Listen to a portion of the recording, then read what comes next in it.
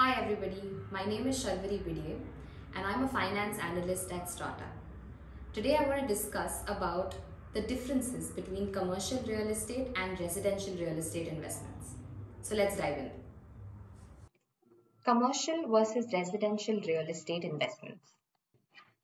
What is real estate investment? Investing in or purchasing a fixed immovable asset like a building or a plot would be investing in real estate. It's considered stable thanks to the consistent demand and gradual development of cities across the world.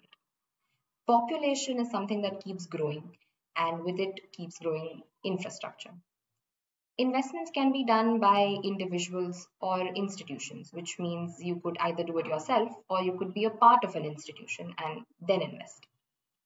Investments can be done via direct purchase or sale, which means you can simply buy an asset and then sell it off, as opposed to flipping properties, which would mean buying a very dilapidated asset, fixing it up, refurbishing it, and then selling it. REITs or real estate investment trusts are publicly listed assets which you can buy, which give you an opportunity to buy just a fraction of an asset rather than buying the entire thing. Fractional ownership is a similar concept, but instead of being publicly listed, it's a privately held fraction. Investing in residential real estate. It's a very traditional method of investment. Often we see our parents, grandparents do this. Involves purchase or construction of a building by a single investor, that's the owner or the developer. Returns are earned via rents paid by the tenants, and that's the only cash flow that one gets out of such an investment. Lease or rental agreement is mostly a year long. Typically, you'll see an agreement of about 11 to 12 months. Maintenance and upkeep is the responsibility of the owner. Given that these properties are not very huge, it's easy for the owner or the developer to also be the asset manager and take care of the maintenance issues. It may or may not appreciate in value based on the average rent in the neighborhood and also in the direction the neighborhood is moving to. Say if there's a metro station coming up or a flyover getting built, your prices will tend to go up. Investing in commercial real estate. Recently accessible to individual investors via REITs and fractional ownership. So if you don't want to buy an entire office, you can buy a fraction of it, just a piece of the pie. Assets need not be purchased or owned by a single investor as such.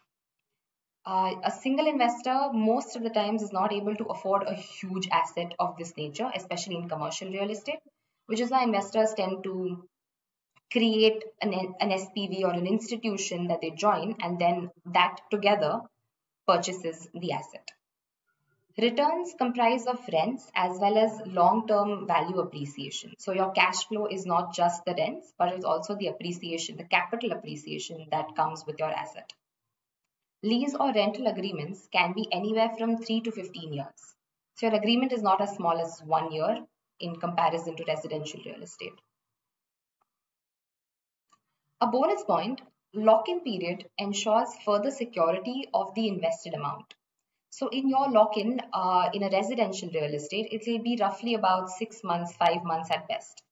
But here the lock-in periods go on for a few years, which gives you the security that the tenant will not leave and the rent will keep coming. So there's no vacancy there. Maintenance and upkeep is the responsibility of the investment firm or facility management. So there are professional asset managers involved in this process here. And lastly, it usually never depreciates in value, either stays stable or grows very slowly in the worst case scenario. That's actually true. Such real estates never fall in value because offices are something that everyone's going to require, and the demand is just going to keep going up. There's no way it'll fall. Commercial versus residential real estate investments. A simple summary of how we can differentiate between these two are: CRE will always have traditionally high initial investments, which is why an individual may or may not be able to do this. Traditionally, lower initial investments are seen in residential real estate. So that's why one owner, one single investor might be able to manage a residential investment, often managed by firms and institutions, while residential is often managed by the investor, given that its size. Returns are via rents and interest on the deposit, which can be lucrative. So rents are one of the cash flow, as well as a huge security deposit that your tenant pays to you. You can earn interest out of it by investing it anywhere in the stock market or just making an FD out of it.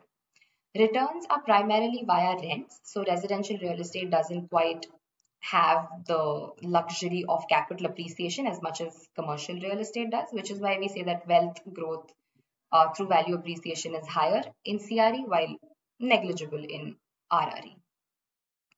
CRE can be done via REITs fractional ownership to reduce investment ticket size, while REITs are sadly not an option in residential, at least in India.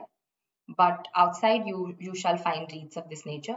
Although, given that these REITs exist, there's not much of a diversification option available in these. It's just what it is.